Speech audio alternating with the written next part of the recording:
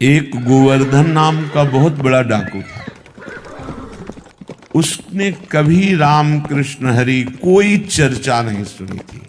कुल परंपरागत वो ऐसे चोरी का काम करना, हिंसा का काम करना, ऐसे। पर भगवत कृपा से उसका नाम गोवर्धन ऐसा नाम पड़ा था, बड़ा परम पावन नाम। एक दिन राज कर्मचारी उसकी पीछा कर रहे थे, क्योंकि वो चोरी वहां किए थे। तो सत्संग हो रहा था, तो करमैती बाई के पिता वो सत्संग कर रहे थे। बड़े उच्च कोटि के महापुरुष थे। उच्च कोटि का महापुरुष उसे ही कहते हैं जो भगवत चर्चा केवल भगवत प्रसन्नता के लिए, अपनी आत्म संतुष्टता के लिए, अपने भगवत अनुराग के लिए करता है। उसी कथा में आके बैठ गए। कथा वृंदावन बिहारी लाल की हो रही थी कि लालजू महाराज को आज मैया जब गौचारण के लिए गोविंद जा रहे हैं तो बहुत सुंदर श्रृंगार किया है। आज मोर मुकुट स्वर्ण के मुकुट के ऊपर विराजमान किया।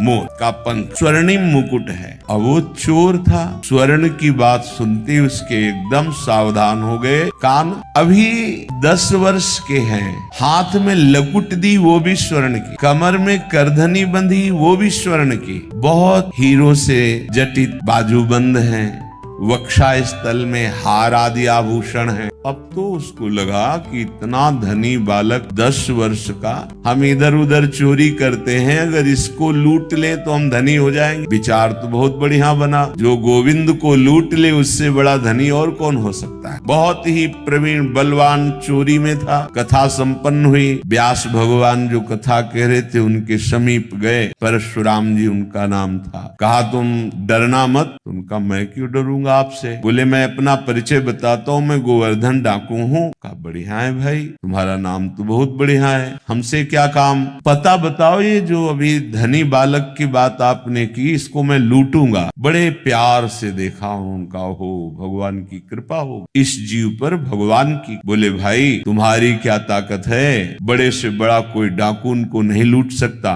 तो उन्होंने कहा तुम हमें जानते नहीं, एक बार अगर हम ठान ले तो निश्चित हम उसे लूट लेते। तो उनका ऐसा कोई बलवान ही नहीं हुआ कि हम जिनकी बात कर रहे हैं उनको लूट ले। तत्काल उसने बड़ी सी चाकू निकाली और कहा पता चुपचाप लिखो, हम जरूर उसको लूटेंगे। और देखो हम चोर जरूर हैं, लेकिन हम बहुत जिद्दी स्वभाव के हैं। तुम्हारे सामने कसम खाते हैं, हम जब तक हम उसे लूट नहीं लेंगे पानी नहीं पिएंगे। अब तो परशुराम जी जो व्यास जी थे उनको बड़ा सुख मिला कि भगवान कैसी कृपा जीव पर करते हैं। उनका भाई सुनो, उनका नाम कृष्ण है। वो वृंदावन में गौएं चराते हैं, पर वो देखने को तो 10 वर्ष के हैं, पर प्रवीणता उनकी बहुत बड़ी है। वो जल्दी किसी के फुसलाने में फुसलने वाले नहीं और धमकाने में डरने वाले नहीं। तुमने ठान लिया इसलिए मुझे लगता है तुम लूट सकते हो, क्योंकि जो ठान ले, निश्चय कर ले, तो ये दुर्लभ नहीं है, फिर ये मिल सकते हैं। उसने कहा पक्का, पर मुझे नाम पता नहीं, याद रहे कि ना रहे, नाम बताओ। तो उनका सहज सरल नाम का श्याम सुंदर है। श्याम सुंदर, श्याम सुंदर, वृंदावन में श्याम सुंदर, वृंदावन में श्याम सुंदर। भजन बनने लगा। देखो सत्संग का प्रभाव देखो। भगवत मिलने के लिए कमर कस ली, भगवान का साक्षात्कार करने के लिए अनजाने में शपथ खा ली, जब तक देखूंगा नहीं पानी नहीं पीऊंगा। जब चलने लगे तो परशुराम जी ने कहा भाई आखिरी उपाय मैं बता देता हूँ, जब तुम्हारा बल ना चले तो देखो अभी हम लाते हैं हमारे घर में ठाकुर को भोग लगाने के लिए माखन मिश्री है, और उसको ये बहुत प्यारा है माखन मिश्री। जब वो तुम्हारी घुड़की से, तुम्हारी चतुरता से ना लुटे तो फिर प्यार से तुम उसे लूट सकते हो। ये माखन मिश्री खवाना और लूट लेना। हाँ ये बात तो ठीक है। माखन मिश्री भी पैदल वहां से चला वृंदावन के लिए। वृंदावन श्याम सुंदर, वृंदावन श्याम सुंदर। कैसी भगवान की कृपा होती। नाम जब शुरू, नामी के धाम का स्मरण, और वही भावना करता जा रहा है। ऐसा मुकुट पहने थे, ऐसा हार पहने थे,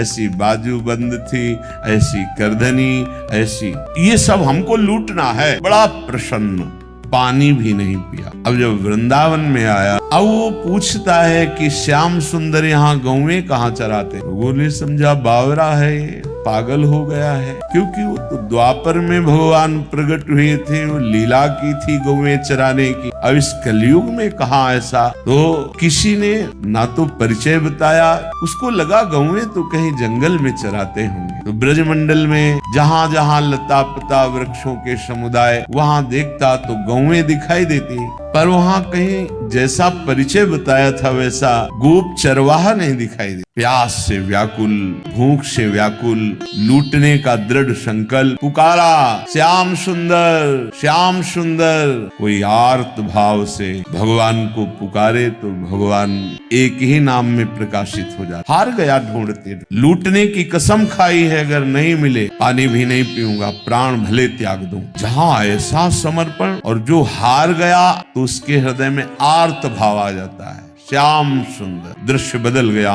जब आंख खोली तो देखा बहुत ही दिव्य, सब नवीन गौएं, ऐसी गौएं जिनके देखने मात्र से उसके हृदय की प्यास भूख की जलन शांत हो गई, क्योंकि सब श्रुति स्वरूपा भगवत स्वरूपा। और उनके मध्य में जैसा कथा में सुना था वैसा ही प्रभु को देखा। सोचा ये तो बालक है, सखा लोग ये हमारा क्या कर लेंगे। गया श्याम सुंदर, प्रभु बहुत मुस्कुरा कर नेत्र नचाते हुए देख, हाँ जी इधर आओ, हमें तुमसे बात करनी। तो सखाओं से कहा भाई तुम खेलो, ये मेरा नया अतिथि आया है, इसका हम स्वागत करते। ये सब दिव्य लीला सत्संग में दृढ़ भाव सत्य भाव करने के कारण बड़ी जल्दी प्रकाशित हो गई।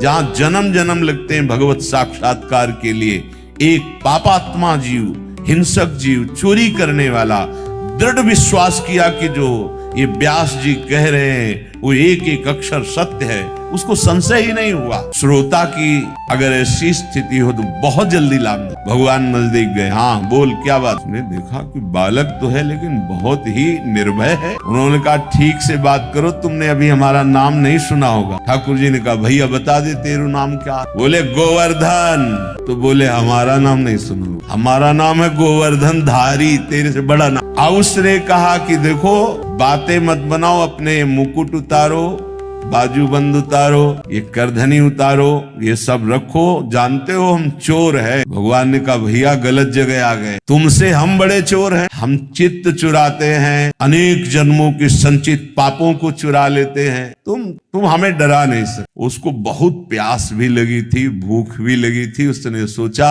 कि आखिरी वाला दांव, ये बहुत प्रवीण बालक है, जैसा पंडित जी कह रहे थे कि भयभीत भी नहीं होगा और फुसलाने में आ सकता है। तो माखन मिश्री निकाली और कहा लाला ये माखन मिश्री खा लो। प्रभु ने देखा अच्छा तुम मुझे माखन मिश्री पवाना चाहते हो। ये माखन मिश्री उन महाभागवत के कर कमल द्वारा भावना से दिया हुआ था।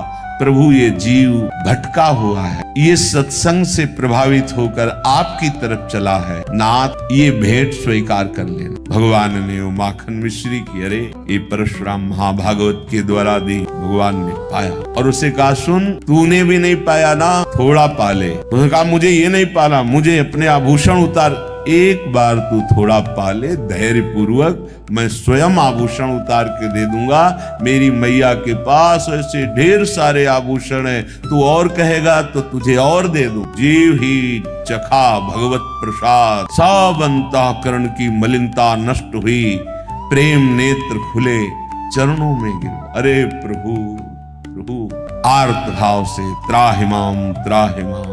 भगवान ने कहा ये आभूषण ले जा। बोले नहीं प्रभु अब नहीं, मुझे जो जन्म जन्मांतर से सुख की आकांक्षा से हिंसा चोरी पापाचरण कर रहा था, आज आपकी कृपा से वो सब भ्रम नष्ट हो गया। हे सुख सिंधु प्रभु अपने चरणों से अब कभी विलंब मत कीजिए। भगवान ने उसे अपने नित्य सखा के रूप में, अर्थात उसका शरीर पूर्ण हुआ और वो नित्य सखा स्वरूप होकर सदैव सदैव के लिए गोविंद की सेवा